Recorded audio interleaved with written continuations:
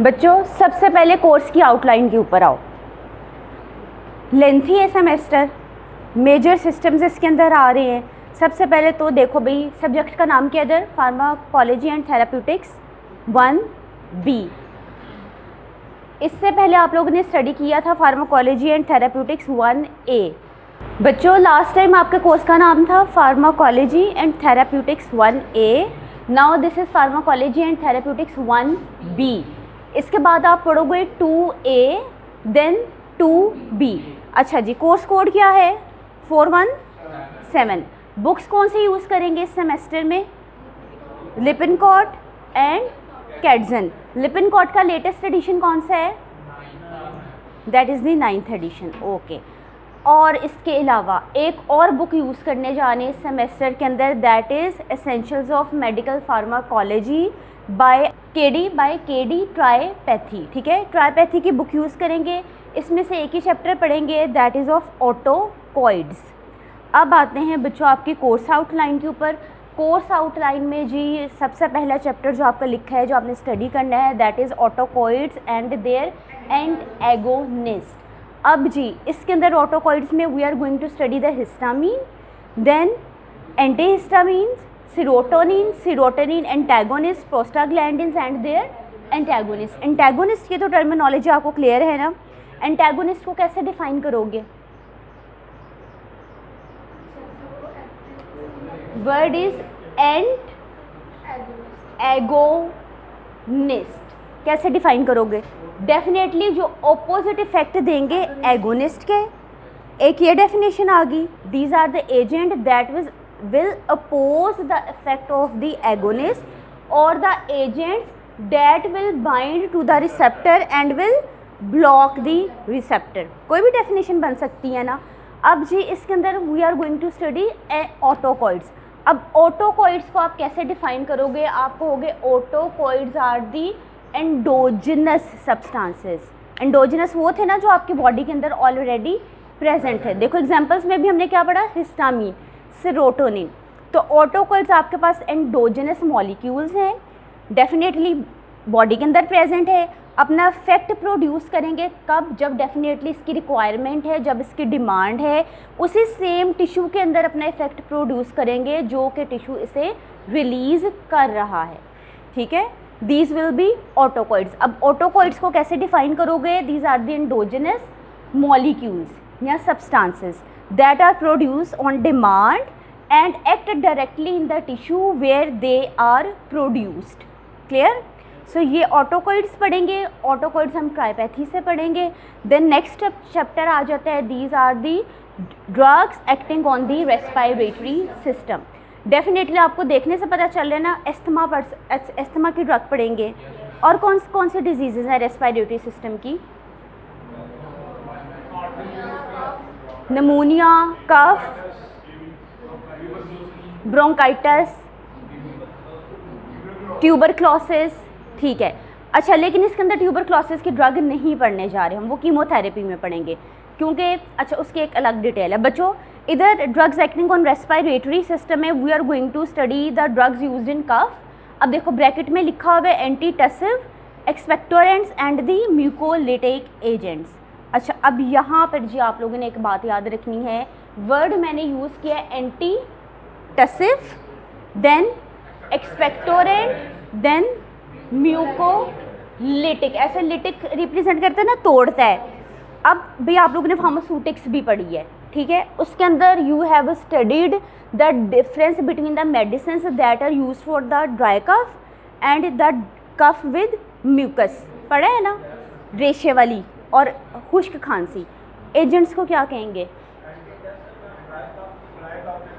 Antitussive are for the dry cough and expectorant are for the बलगम वाली खांसी के लिए, यानी कि एक्सपेक्टोरेंट्स आगे।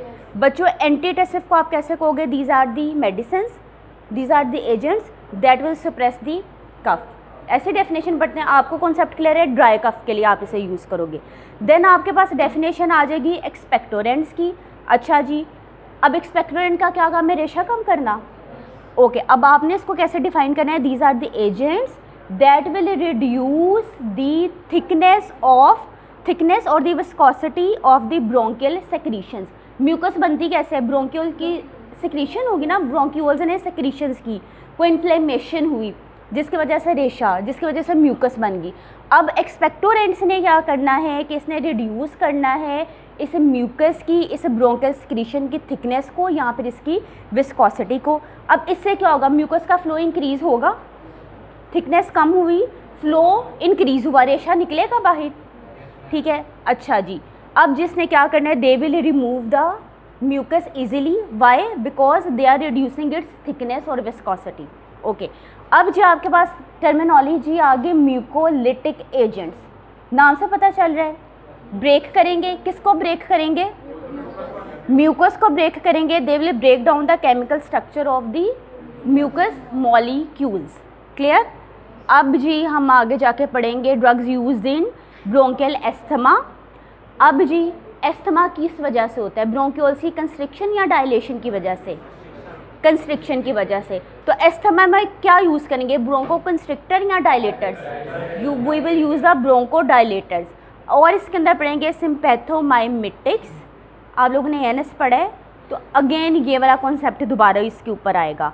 आपके ब्रोंक्यूल्स में कौन से रिसेप्टर्स प्रेजेंट हैं? कौन से एड्रीनर्जिक रिसेप्टर्स प्रेजेंट हैं? बीटा 2 रिसेप्टर्स प्रेजेंट है। बीटा 2 रिसेप्टर्स की फार्माकोलॉजी फिजियोलॉजी क्या है? डायलेशन करवाना या कंस्ट्रिक्शन करवाना ब्रोंक्यूल्स की? तो इधर हम बीटा एगोनिस्ट यूज़ करेंगे। फिर बच्चों ब्रोंक्यूल्स के ऊपर आपके बीटा 2 रिसेप्टर्स हैं। बीटा 2 रिसेप्टर्स ब्रोंक्यूल्स को कंस्ट्रिक्ट करते हैं या रिलैक्स करते हैं?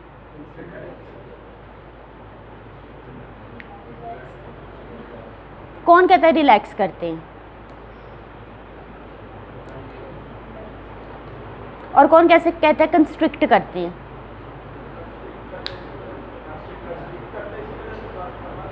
सालब्यूटामोल। सालब्यूटामोल का मोड ऑफ एक्शन क्या है? कौन से रिसेप्टर पे बाइंड करेगा? बीटा 2 का एगोनिस्ट है कि एंटागोनिस्ट है?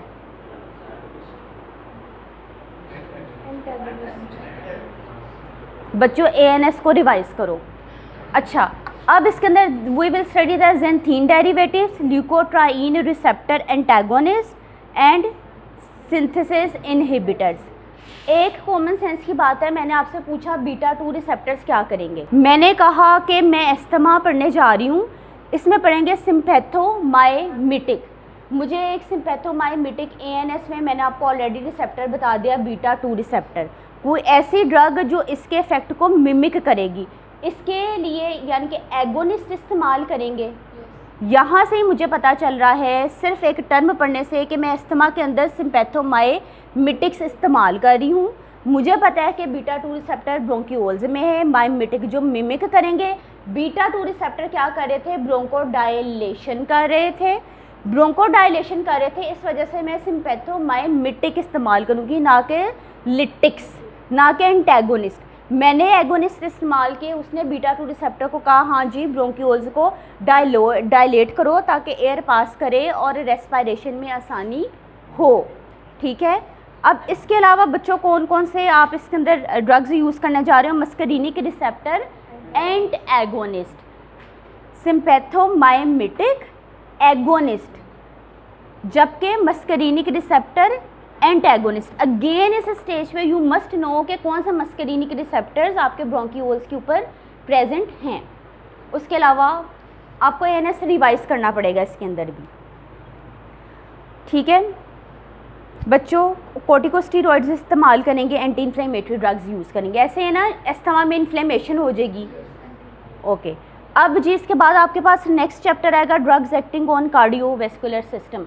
मेजर चैप्टर है, सबसे ज़्यादा लेंथी चैप्टर है, इसके अंदर सब यूनिट्स आ रहे हैं और डिफ़िकल्ट है।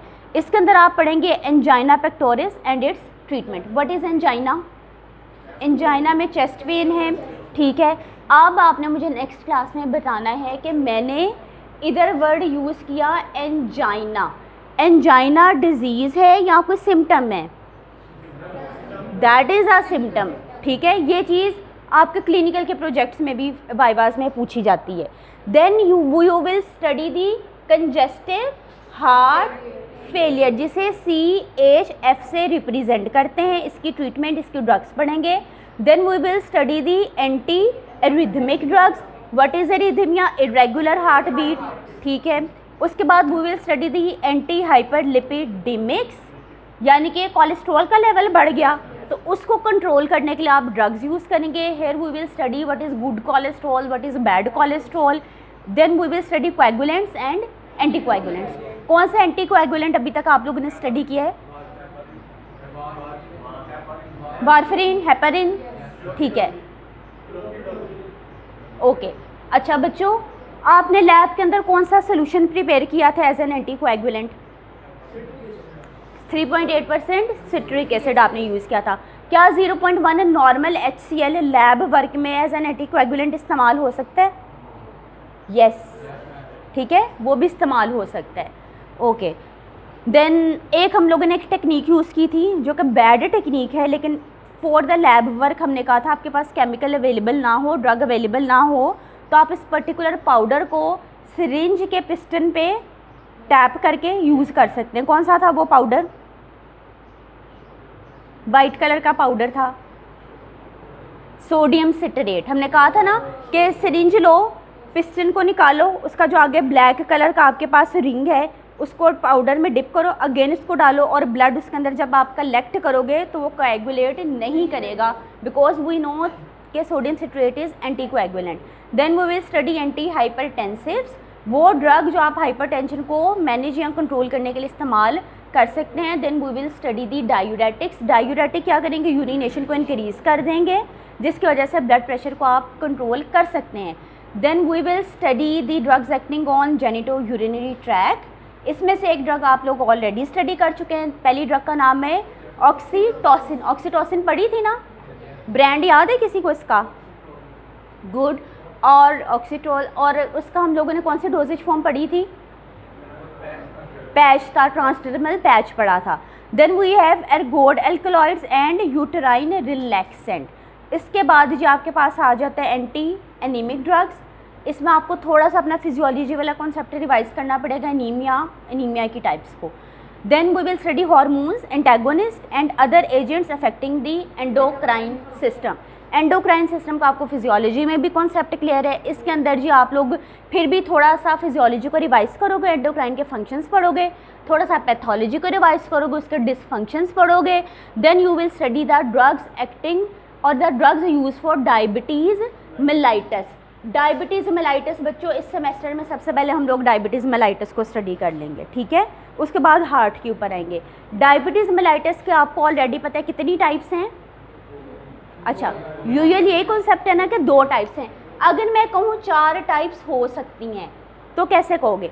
एक आपको टाइप पता है, type 1 diabetes, type 2 diabetes, okay. Third और फोर्थ भी अभी चैप्टर स्टार्ट करेंगे तो उसके अंदर इसको अभी डिस्कस करते हैं। अब देन बच्चों यू विल स्टडी द, अच्छा अब जी डायबिटीज़ के अंदर जी we will study insulin, oral hypoglycemic agents. Then जी क्योंकि एंडोक्राइन का सिस्टम है, we will also study the corticosteroids, thyroid hormones and the anti thyroid drugs. याद है आप लोगों ने फर्स्ट सेमेस्टर में थायराइड ये सारा फार्माकोलॉजी में पढ़ा था, ठीक है बच्चों। ये है आपका कोर्स आउटलाइन, छोटा बिल्कुल भी नहीं है, पिछले सेमेस्टर से ये लेंथी कोर्स है, ठीक है। अब इसमें आज के लेक्चर के लर्निंग आउटकम्स क्या थे, कौन कौन सी डेफिनेशन पढ़ी? सबसे पहले एंट एगोनिस्ट, एगोनिस्ट के ऑपोजिट काम करेंगे, या फिर क्या करेंगे, जिस रिसेप्टर पे एगोनिस्ट जाकर बाइंड कर रहा है उस रिसेप्टर को ये एजेंट्स या ड्रग्स ब्लॉक कर देंगे। उसके बाद जी आपने पढ़ा एंटीटसिव ड्राई कफ के लिए, एक्सपेक्टोरेंट म्यूकस के लिए, ठीक है। देन आप लोगों ने स्टडी किया कि ब्रोंकियोल्स पे कौन से रिसेप्टर्स थे? बीटा 2 रिसेप्टर्स क्या करते थे? डायलेशन। तो एस्थमा में मैं ब्रोंकोडायलेटर दूंगी या कंस्ट्रिक्टर? ब्रोंकोडायलेटर। सिम्पैथोमाइमेटिक दूंगी या लिटिक्स दूंगी?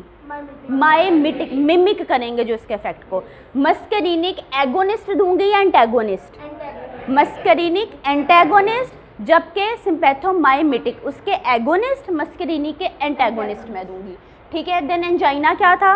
चेस्ट में। एंजाइना डिजीज़ है कि सिम्टम है? सिम्टम है। इरिथमिया क्या है? Irregular heart beat. देन हमने कहा जी हम कंजेस्टिव हार्ट फेलियर पढ़ेंगे। फिलहाल मैंने कहा डायबिटीज़ मेलाइटिस की 4 टाइप्स हैं आपके पास। क्लियर? ओके।